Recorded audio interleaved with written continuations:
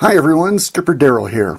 On this video I want to share some images and videos about a part of boating that many of you non-boaters may not know is a thing.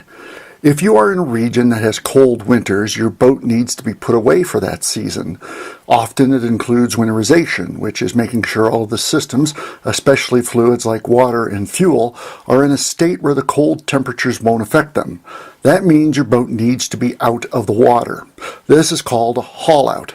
If you have a runabout or fishing boat, or even a small sailboat, it's a matter of you most likely bringing your vessel to a boat ramp, backing your trailer to it, hooking it up, and driving away to store your boat wherever that might be. Boats can also be lifted out of the water at a marina using a giant specialized forklift. But hauling out large boats, like why not, a trawler, is a much bigger job. That's why not, there on the right side in the front of the marina's handling thoroughfare. It was tricky getting her down to that position. It was narrow, but with the able help of the marina crew, we pulled her in without a hitch. Winter Harbor Marina offers a different service. We're taking advantage of them being able to store boats in giant warehouses that are climate controlled. We don't have to go through the winterization process that boats being left on the hard outside have to go through. But there's a lot of prep work that still needed to be done. A very thorough cleaning outside and in was called for. She had grown a pretty sizable Carolina mustache during the season.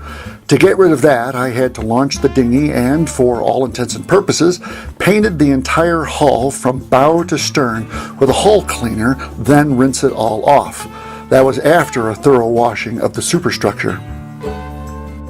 I even hand cleaned all the fenders. Everything was then stowed on the sun deck. The interior was clean too. Everything was cleaned as well as we could. The marina wanted to get Why Not hauled out as soon as possible, and there was a little pressure on us to work quickly.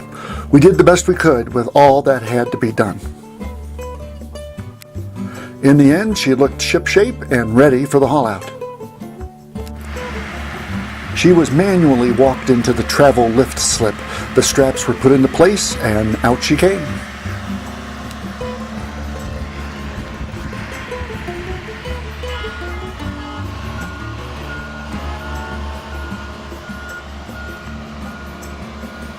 We had worked the fuel down to only around 70 gallons. According to the lift, she weighed 15 tons.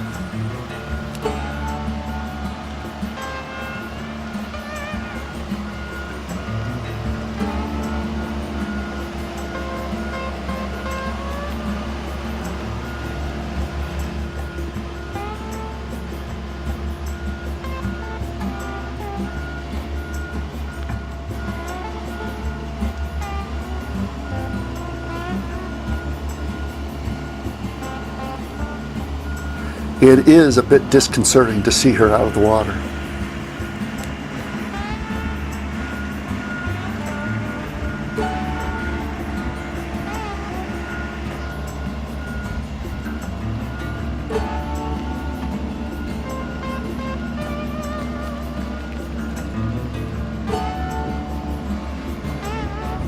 Zincs are non-existent on the rudder. The zincs are non-existent on the rudder. Yeah. Unless they're on the other side. Yeah. We should have gotten a diver in. Zincs are used to control galvanic corrosion of underwater metal parts in seawater. The fact that the rudder zincs were gone was not a good thing. I blew that.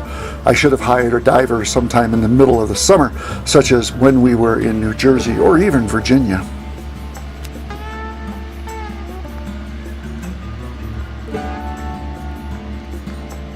So far so good. That's our girl out of the water. It still looks weird to me.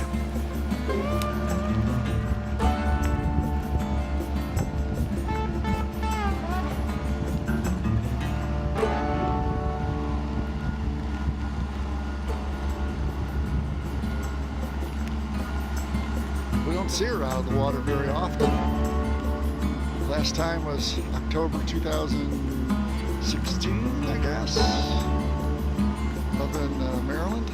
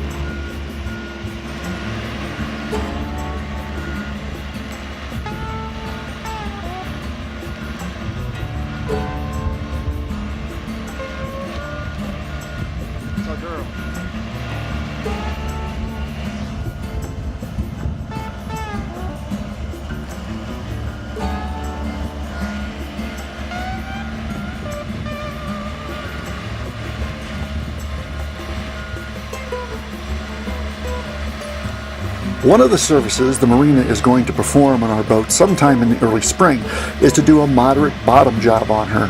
That means the hull is going to be thoroughly cleaned, soft spots and blisters will be scraped off, and the entire hull prepped for a new coating of bottom paint. We're going to be in the Great Lakes for several years, and there isn't barnacle growth in fresh water like there is in salt water, but there is still algae growth.